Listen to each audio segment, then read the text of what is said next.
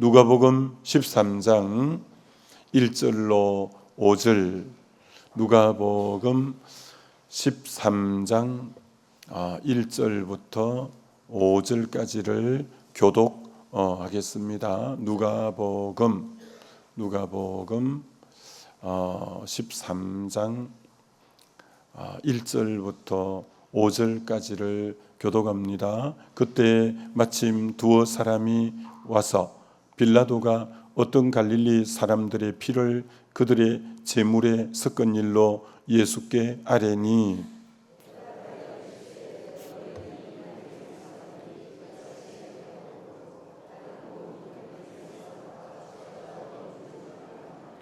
너희에게 이르노니 아니라 너희도 만일 회개하지 아니하면 다 이와 같이 망하리라.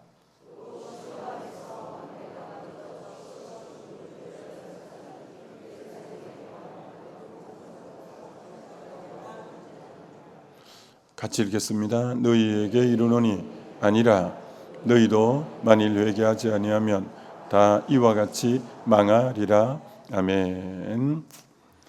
함부로 말하지 마라라는 제목으로 말씀을 전거하고자 합니다. 오늘 읽은 본문에는 두 사건이 나오죠. 빌라도가 이제 갈릴리 사람들의 그 피를, 제물을 드릴 때 피를 흘리게 함으로 그 피가 제물에 섞였다는 거예요. 그러니까 갈릴리 사람들이 예배 드리는, 제사를 드리는데 빌라도의 군대가 들이닥친 거예요. 황제 숭배를 안 했다거나 무슨 연유가 있었겠죠. 하여튼 그것 때문에 종교적인 탄압으로 그들을 죽였는데 그 피가 제물에 다 튕겨 갔다는 거예요. 사람들이 그 얘기를 들었다는 거예요.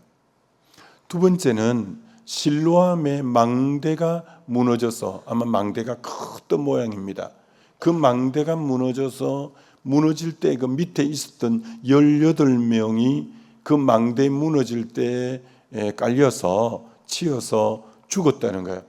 사람들이 그 두 사건의 얘기를 듣고는 어떻게 반응을 보였냐면, 그 죄가 많아서 그런 어려움을 당했겠지. 그 하나님이 심판했네.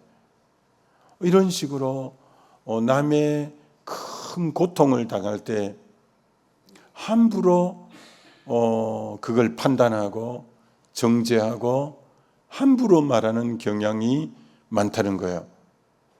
근데 오늘 주님이 두 번씩이나 아니라 그거 죄 때문에 그들이 죄가 많아서 그런 일을 당한 게 아니다라고 주님이 두 번씩이나 말씀하는 거예요. 근데 우리는 상대방이 어려움 당하면 쉽게 내 관점에서 그만 판단해버리고 함부로 말하는 경향성이 우리에게 많다라는 거예요. 오늘 그래서 다시 한번 저와 여러분도 남이 어려움을 당할 때 쉽게 판단하고 쉽게 정죄하고 그런 내 모습은 아닌가 생각해 봐야 돼요. 누구 집에 참 너무 일찍 그 가족 중에 세상을 떠난 분이 있어요. 그러면 함부로 그 얘기를, 입을 함부로 하는 거예요. 누가 참 중병이 걸렸다는 거예요. 더 이상 이제 손을 쓰기도 어렵다는 거예요. 그럼 함부로 그런 얘기를 들으면 얘기를 한다는 거예요. 누구 회사가 부도가 났다는 거예요. 그럼 함부로 하나님이 저주를 했다느니, 하나님이 심판을 했다느니, 그 사람을 심은 대로 거두었다느니, 이렇게 함부로 그렇게 판단하는 사람들이 있다는 거예요. 누구 집에 하여튼 큰 사건 사고가 나면 너무 함부로 그걸 쉽게 판단하고 쉽게 정죄하고, 그걸 저주받았느니 하나님이 심판을 했느니 너무 함부로 하는 경향성이 많다는 거예요. 오늘 우리 예수님은 절대 그래서 그런 거 아니다, 쟤 때문에 그리 된 거 아니다 라고 두 번씩이나 3절 5절에 너희에게 이르노니 아니라, 너희에게 이르노니 아니라, 그 죄를 많이 지어서 그런 거 아니다. 왜 그렇게 너 관점으로 함부로 판단하냐? 왜 그렇게 함부로 남의 그런 어려운 일을 네가 정죄하냐? 도리어 우리가 해야 될 일은 위로하고 격려하고 참 하나님 불쌍히 여겨달라고 하고 이래야 이게 바람직한데, 함부로 누가 어려움을 당하면 쉽게 얘기하는 경향들이 있는데 그러면 안 된다. 오늘 그렇게 말하는 거예요. 여러분, 베드로전서 3장 9절 10절에는 이렇게 말하잖아요. 악을 악으로 갚지 마라. 저 사람이 욕한다고 욕을 욕으로 갚지 마라. 도리어 복을 빌어주라. 너 보고 욕을 하거나 너 보고 악행을 행하면 복을 빌어주라. 이를 위하여 너가 부르심을 입었나니 이 복이 계속 너에게 이어지게 하기 위해서다.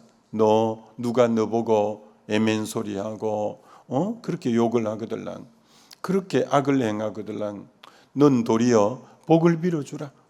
너 이를 위해서 부름받았다. 너는 복 빌어주라고 내가 너를 불러서, 난 너에게 누구 저주하라고 누구 함부로 정죄하라고 너 부르지 않았어. 너 복을 도리어 빌어주라.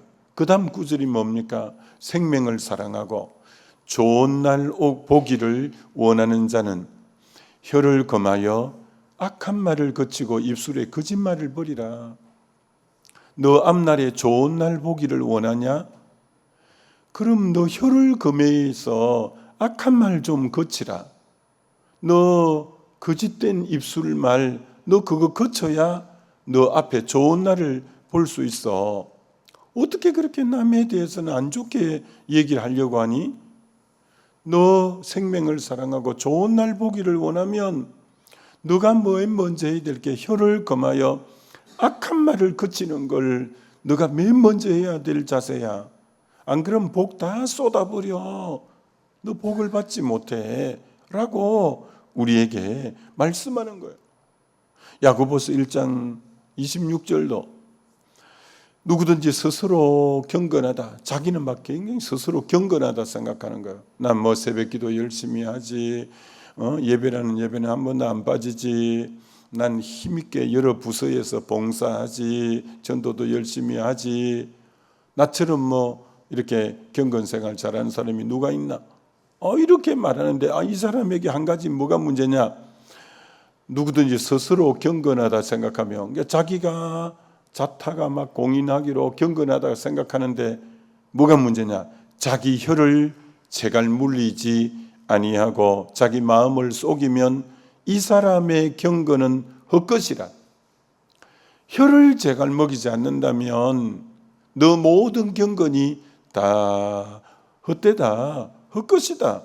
너 그렇게 새벽기도 쌓는 거 헛것이다. 너 혀를 제갈 못 먹이면, 너 예배라는 예배는 한 번도 안 빠지고 다 참여하는데 네가 혀를 제갈 먹이지 않으면 그거 다 헛사다, 헛된 일이다. 너 그렇게 봉사하고 열심히 하는데 네 혀를 제갈 먹이지 않으면 다 그 헛것이다. 너 그 경건한 거 아니다. 너 혀 제갈 먹이지 못하면 다 아무것도 아니다. 아무것도 아니다. 그러니까 복이 어디로부터 빠져나가냐? 입으로부터 다 빠져나가는 거예요. 그렇게 경건된 삶을 살아 복을 많이 받아야 되는데 그 혀를 제갈 먹이지 못하는 것 때문에 복이 다 빠져나가 버린다는 거예요. 너 정말 혀를 제갈 먹일 줄 알아야 돼 라고 재차 강조하는 거예요. 여러분, 예수님이 제자들하고 길을 가시다가 요한복음 9장에 누구를 만났냐면 맹인을 만났다는 거예요. 날 때부터 앞을 못 보는 소경을 만났다는 거예요. 참 얼마나 안쓰러워요. 앞을 못 보니까 더듬거리고 이렇게 다니는 모습이 너무 참 마음이 그렇죠. 근데 제자들이 대뜸 두 가지를 묻는 거예요. 예수님, 저거 자신의 죄 때문에 그렇습니까? 아니면 부모 죄 때문에 그렇습니까? 라고 묻는 거예요. 이게 우리들이 궁금한 사항이에요. 우리들이 그런 거 잘 물어요. 우리는 베데스다부가 많으니까 이렇게 표현하면 되겠죠. 주님, 제가 저렇게 장애를 가진 것은 저 본인의 죄 때문에 그렇습니까? 그 부모 죄 때문에 그렇습니까? 함부로 그렇게 물으려고 한다는 거예요. 그때 예수님의 대답이 뭐냐? 저 본인의 죄도 아니다. 부모 죄도 아니다. 하나님이 저 일을 통해서 나타내시고자 하는 하나님의 뜻이 있다. 너 왜 어떤 문제를 보면 누구 죄 때문에 그렇냐고 그렇게 접근하냐? 저 본인 죄도 아니고 부모 죄도 아니다. 도리어 그 일을 통해서 하나님이 하시는 일을 나타내고자 하는 하나님의 깊은 섭리가 있는 거다. 여러분 꼭 명심하셔야 돼요. 실제로 우리 베데스다 부모님들 몇 분 만나보면 이번에 우리 베데스다 부모님 4분이 그 장애 자녀를 키우면서 그 마음에 얼마나 고통들이 많았어요. 그래서 그걸 우리 또 교회 작가분이 있어가지고 그 내용들을 갖고 책을 이렇게 한 건 이번에 잘 만들었어요. 그래서 제가 책을 보니까 너무 은혜스럽고 또 그분들의 마음이 이렇구나라고 다시 깊이 느끼면서 우리 금요 성령기도회 이번 주는 아니고 언제 주보 나가겠지만 성령기도회 때 그 4분에게 15분씩만 여기 책에 쓴 걸 좀 압축해서 좀 한번 얘기를 했으면 좋겠다 해서 한번 그 책도 소개할 겸 한번 이제 하려고 해요. 근데 그 부모님들을 장애 아이를 둔 부모님을 만날 때 참 많은 부모들이 뭐라고 하는지 아세요? 그 장애 아이는 우리 집의 복덩이라고 얘기하는 거예요. 왜 그렇습니까? 저 아이 때문에 우리 가정이 전부 예수 믿게 되었습니다. 그러니 제가 저 아이 없을 때는 얼마나 교만하고 내 잘난 줄 알았는지 내가 기고만장했습니다. 근데 저 아이를 통해 겸손을 배웠고 저 아이를 통해서 복음이 우리 가정에 들어오게 된 정말 하나님이 저 아이는 우리 집에 도리어 축복의 통로입니다. 참 그렇게 믿음으로 받아들이는 모습이 얼마나 귀해요. 이게 방금 말한 저 아이의 죄 때문에도 아니요 부모 죄 때문이 아니라 하나님이 저 일을 통해 하나님이 나타내시고자 하는 뜻이 있다는 거예요. 여러분 요셉이 이복 형들 10명에 의해서 미디안 장사꾼에게 팔려가서 보디발의 집에 그 채색 옷이 찢기고 노예 잿빛 옷을 입고 어느도 다른 나라에 가서 노예 생활했는데 사람들이 보면 해를 차고 무슨 죄를 지어서 부모가 무슨 죄가 있어 쟤는 다른 나라에까지 팔려와서 저렇게 노예 생활하나 에휴 가련하기도 하지 에휴 참 안 됐네 이렇게 했지만 하나님은 그 일을 통해서 하시고자 하는 일이 엄청 컸어요. 형들까지 왔을 때 형이 나를 여기 팔았다고 근심하지 마소서 두려워하지 마소서 하나님이 우리 이 가문을 살리려고 하나님이 나를 이곳에 먼저 보내신 거자고 하나님이 하실 일이 있어서 하신 거지 표면적으로는 형들이 팔아먹은 것 같지만 실제로는 하나님의 섭리 속에 나를 이곳에 보낸 이는 하나님이십니다. 실제로 구속사적으로 보면 그 믿음의 후손들 아브람, 이삭, 야곱의 후손 70명이 고센 땅의 한 가문이 200만 한 민족이 될 때까지 하나님이 그곳에 두어서 그 한민족을 출애굽시켜서 가나안 땅 전부 7족속을 쓸어내고 거기 하나님의 백성을 살게 하기 위한 하나님이 깊은 섭리가 있었어요. 그래서 그 과정으로 이 요셉을 선발대로 보낸 하나님의 깊은 쏙뜻이 그 안에 있었던 건데, 사람들은 그 섭리를 알 길이 없죠. 그게 이제 표면적으로 보이는 것 같고 함부로 입을 움직이는 거예요. 그러면 안 된다는 거예요. 그러지 마라. 그러지 마라. 저 사람 죄 때문도 아니요, 부모 죄 때문도 아니라 하나님이 큰일 하시고자 하는 계획이 있어 그렇다라고 하는 거예요. 그렇기 때문에 여러분, 누가 어려움을 만날 때 함부로 여러분이 그렇게 정죄하고 판단하면 안 된다는 거죠. 또 이런 일의 대표적인 부분이 누구냐면 욥이에요. 욥이 참 욥처럼 어려움을 겪은 사람이 성경 속에 없죠. 자녀 10명이 하루아침에 죽을 때 그 아픔만 해도 어떻게 형언할 수 있겠어요? 견딜 수도 없겠죠. 근데 동방의 제일 부자인 재물이 하루아침에 없어졌죠. 종들이 수백 명이 됐는데 하루아침에 다 죽었죠. 근데 그래도 몸만 건강하면 또 좀 버티어볼 힘이 있을 건데 몸까지도 정수리부터 발끝까지 온갖 악성 피부병으로 인해서 제에 앉아서 기와장으로 몸을 긁어야 되는 몸까지도 다 상해버린 거예요. 야, 그러니 진짜 하불단행이라, 엎친 데 겹치고 불행에 연거푸 불행이 계속 찾아온 거예요. 얼마나 참 그래요. 근데 진짜 힘든 건 뭐였냐? 욥기 전체에서 욥의 세 친구가 찾아와고 병문안 왔답시고 찾아왔는데 그들이 전부 욥을 보고 인과응보라는 거야. 당신이 그렇게 심었기 때문에 지금 이 재앙은 당신이 거두게 되는 거라고. 당신이 죄가 있으니까 하나님이 심판을 했지. 하나님이 의로운 자 심판하는 거 봤냐? 당신이 죄를 회개해라. 당신 죄 때문에 이런 일이 벌어졌다라고 그렇게 난도질을 하는 거예요. 여러분, 그 친구들이 얼마나 대단한 친구들이냐면 여러분 욥은 어느 시대 사람이냐면 아브람, 이삭, 야곱, 요셉과 같은 족장 시대 사람입니다.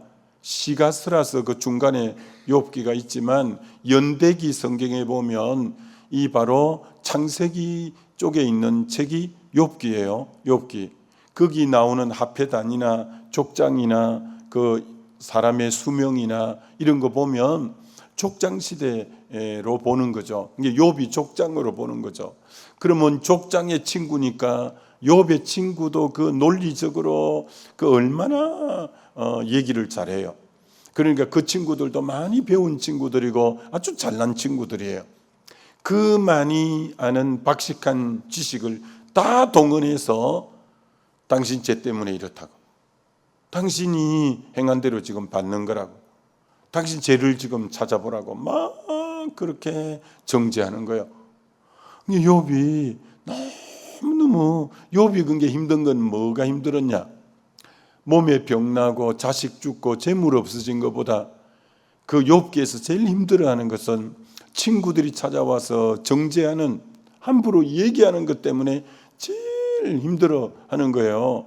그 결론은 그럼 어떻게 났냐? 42장에 하나님이 그 욥의 친구들을 막 책망하는 거예요. 너희 말이 욥의 말보다 옳지 아니하다.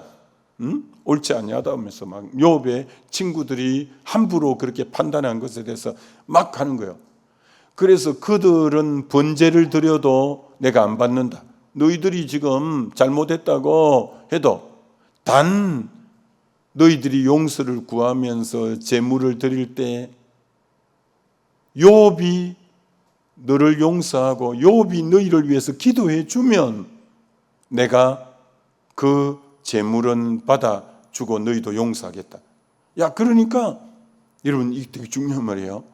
이들이 이제 욥에 대해서 너무 가슴을 후벼 파고 악한 말을 많이 한 거예요. 이들이 나중에 하나님의 책망을 듣고 회개하기 위해서 재물을 갖다 바쳐도 안 받겠다는 거예요. 단 받아주는 조건 하나가 있는데, 그 너희들 때문에, 네 때문에 상처받은 욥이 너를 위해서 기도해 주면 내가 그 재물을 받고 너희 죄도 용서해 주겠다는 거예요. 이게 되게 무서운 말이죠. 여러분이 누군가를 함부로 막 정죄하면 그걸 언젠가 깨닫고 하나님 용서해 주세요, 제가 잘못했습니다 할 때 하나님 뭐라고 하냐? 네가 그렇게 퍼붓고 욕하고 정죄한 그가 너를 용서하는 기도를 하면 내가 네 기도도 내가 받고 내가 네를 용서하겠다. 그러니 여러분이 누군가에게 상처 주고 하나님 앞에만 가서 하나님 잘못했습니다, 없던 걸로 해주세요, 용서해 주세요, 그렇게만 말해서는 안 된다는 거예요. 그 사람이 너를 위해 축복 기도 해줘야 내가 너 재물을 받고 기도를 받아주겠다. 그러니 저와 여러분이 함부로 얘기하면 안 되는 거예요. 근데 이 친구들이 와서 엘리우, 소발 와서 전부 그 아는 박식한 지식으로 막 얘기한 거예요. 여러분, 우리 그리스도인은 그러면 안 됩니다. 우리 그리스도인은 내 안에 성령이 들어가 계시기 때문에 막 함부로 얘기를 하면 성령이 근심을 합니다. 그러면 처음에는 모르고 얘기를 하다가 내 안에 성령이 근심해서 내 마음을 누르고 평강을 빼앗아가고 기쁨을 빼앗아가면 금방 알아차려야 됩니다. 내가 말이 지금 가하구나, 내가 말이 지금 너무 하나님 기뻐하지 않고 있구나, 내가 영을 쫓아 성령의 말하게 하심을 따라 말하는 게 아니구나.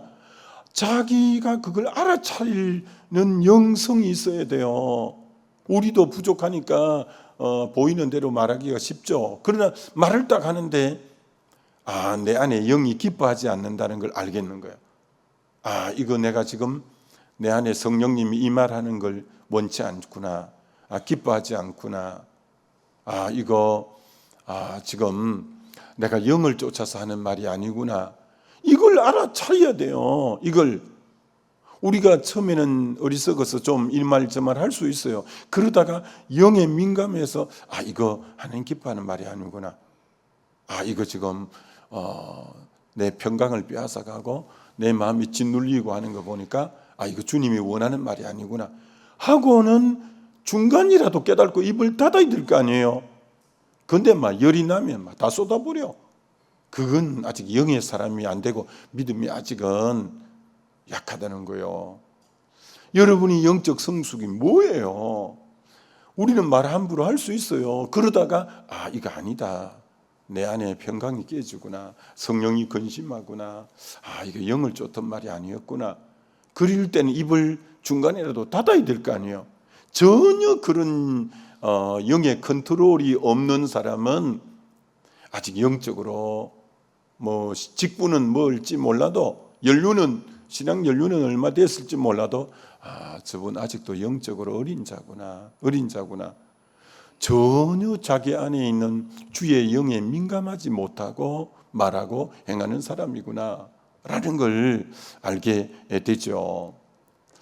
여러분, 다윗이 사무엘하 16장에 보면 압살롬 난을 맞아가지고 급하게 신하 몇 명하고 이제 울면서 맨발로 요단강을 건너 마하나임까지 가서 참 너무 비참했어요. 자기 아들이 반란을 일으키니까 남부끄럽기도 하고 남에게 말하기도 그렇고 참 너무 기가 막힐 일을 당했어요. 그런데 사울의 친족 중에 하나 시므이가 막 악담을 하면서 이 다윗에게 돌을 던지는 거예요. 왜? 사울의 친족이에요. 전 정권, 앞에 정권에 영향을 받은 사람이에요.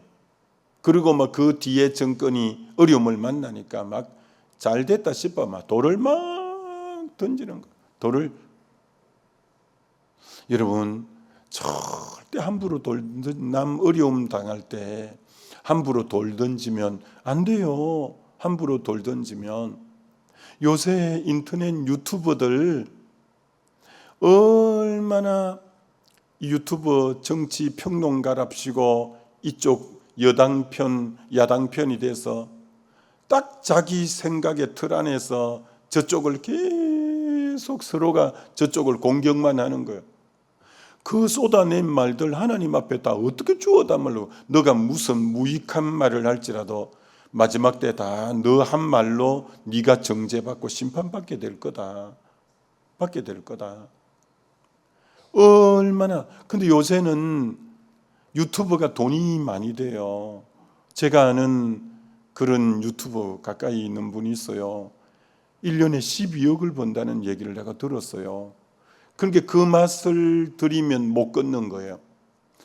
그러니까 그 유튜버들 중에 요새 어떤 유튜브도 많냐?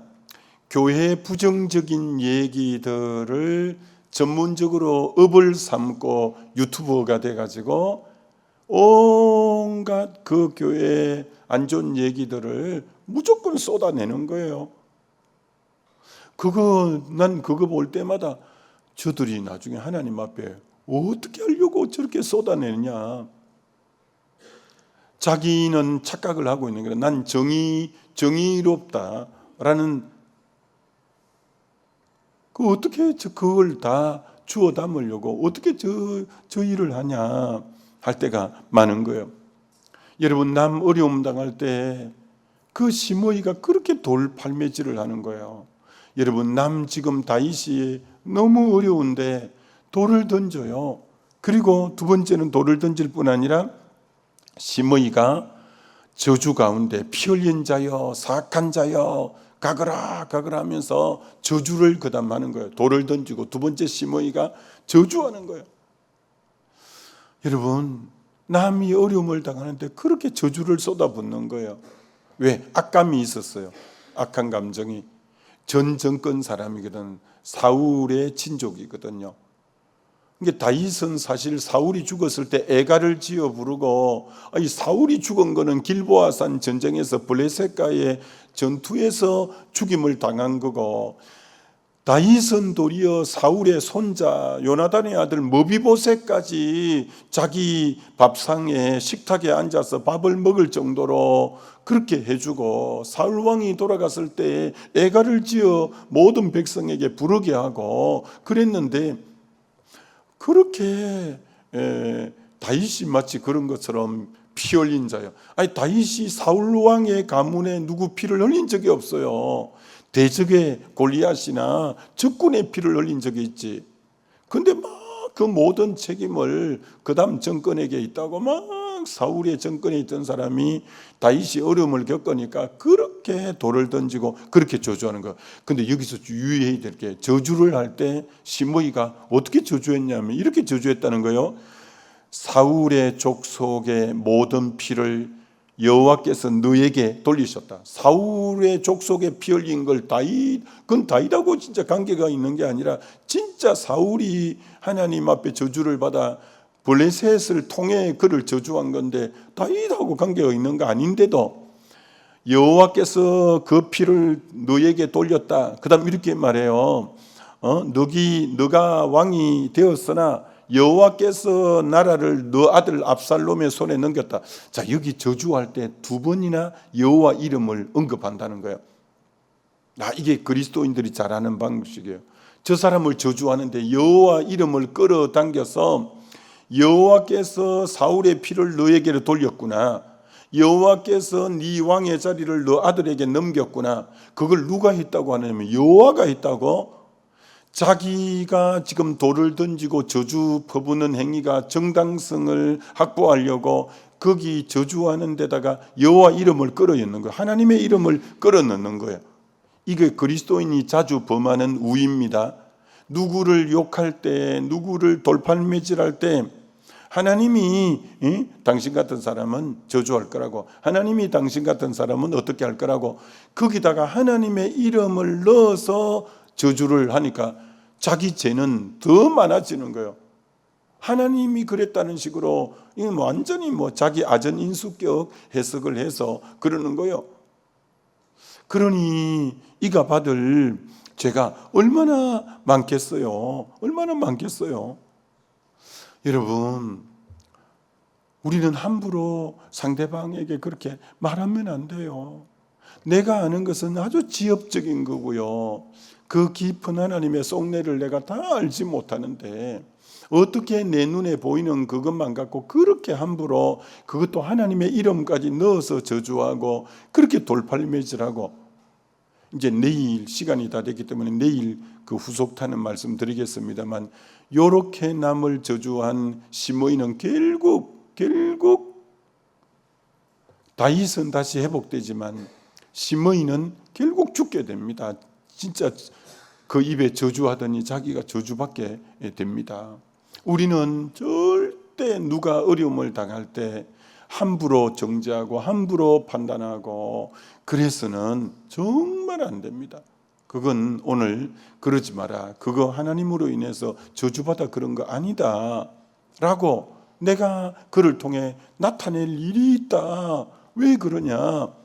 그래서 여러분은 절대 누가 어려움 당할 때 함부로 판단하거나 함부로 저주하거나 함부로 정죄해서 안 된다는 거 꼭 알고, 지금 기도할 때 하나님, 그동안 내가 정말 함부로 정죄한 건 용서해 달라고, 내가 함부로 판단한 거 용서해 달라고, 함부로 여호와 이름까지 넣어서 내가 말한 거 다 용서해 달라고 여러분이 얘기하고, 정말 내가 앞으로 좋은 날 보기를 원하면 해를 금해야 되는데 내가 그러지 못했습니다.